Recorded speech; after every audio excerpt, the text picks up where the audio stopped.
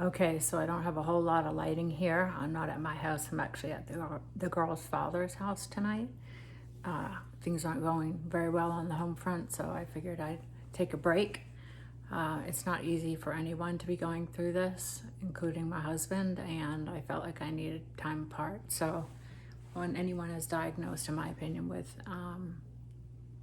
a life-threatening disease, your marriage could also suffer, which mine is doing right now.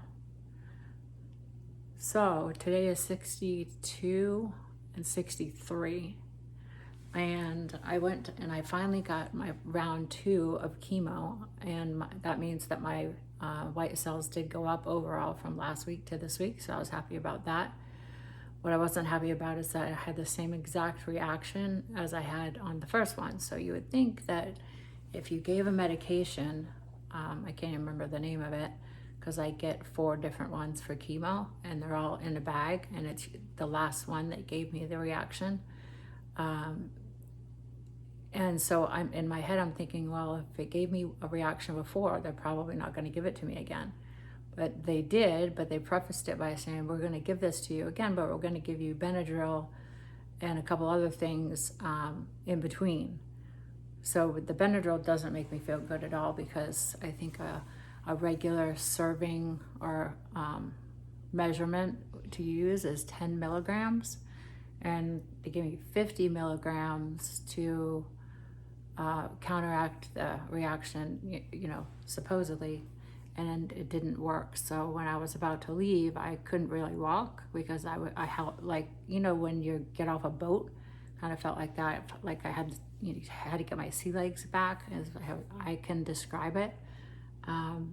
But then I left. She said I was free to go, and I went down to my car and I started breaking out in hives and sweating, and my heart started racing. So I knew I was having that same reaction again. So I went back, and then they gave me more Benadryl, another 50 milligrams. So that's 100 milligrams of Benadryl in one set of chemo, one session of chemo. So I didn't feel good at all.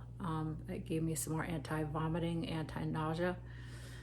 And then I was supposed to go to my acupuncture, so I had to cancel that because this lasted so long. I was there until 4 o'clock, 8:45 to 4 o'clock, and it was miserable. The whole entire time was miserable. Waiting for the blood work was miserable. So these are the parts of chemo that you don't see, is just the breakdown of someone, like, mentally, just because it's so long. And I have 8 left. And just the thought of going through all of what I went through on the first set, I've definitely confirmed that I'm losing my hair. My weight is back to 140. I had it at 142, so that was definitely a setback. But I've scheduled my acupuncture for tomorrow, and if you're watching any of my videos, you know that acupuncture, I feel like, is saving my life, or at least it's saving my mental health, because I feel so much better when I do it. So that's going to be in the morning. And yeah, so that was my day today, and it sucked.